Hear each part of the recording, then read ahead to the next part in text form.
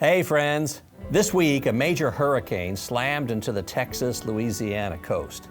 At one point earlier in the week, we had two hurricanes in the Gulf of Mexico at the same time. Of course we did. It's 2020 after all. Things could get much worse before they get better. They certainly have for people on the Gulf Coast.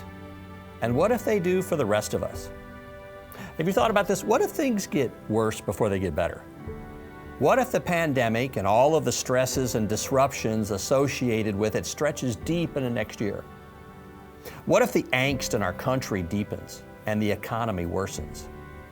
I don't believe it's far-fetched or alarmist to say things could get much worse before they get better. What does that mean for people who follow Jesus? The prophet Jeremiah faced more than his share of suffering. Just when he thought it couldn't get worse, it did. And he would let the Lord know about it. As he was going off on a rant one day about how hard life was and how easy it seemed to be for other people, the Lord responds with one of the most perplexing answers in all of Scripture.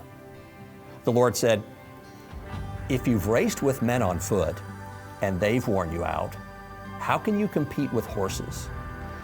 If you stumble in safe country, how will you manage in the thickets by the Jordan River?" In other words, Jeremiah, if you think it's bad now, what are you going to do when it gets really bad? Gee, that doesn't really strike me as encouraging. Well, for one thing, God always speaks truth, even if that truth is hard to hear. And sometimes reality is hard.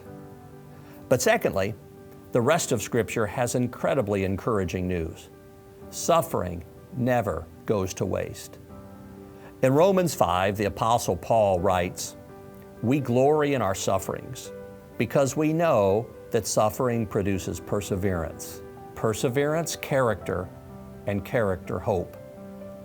You know how you become a person of hope? You go through a lot of suffering.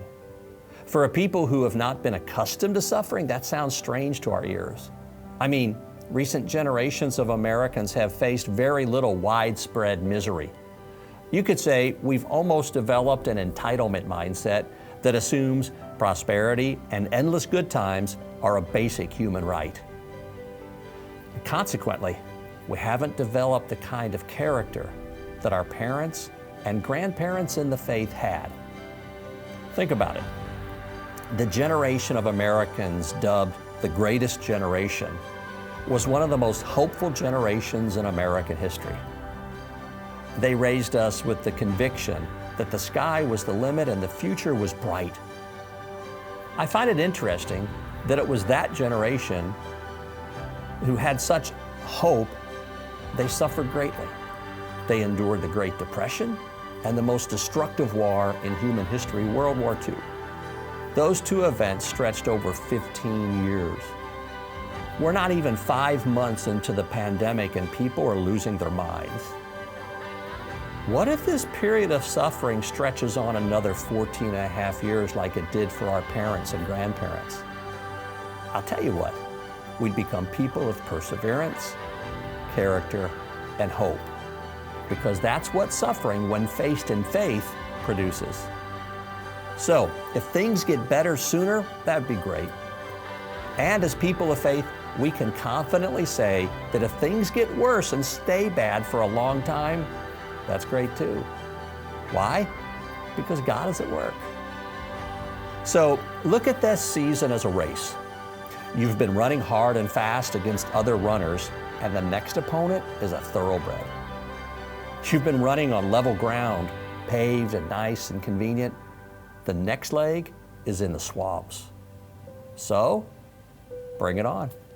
Nothing can defeat God's people because everything will be redeemed for His purposes.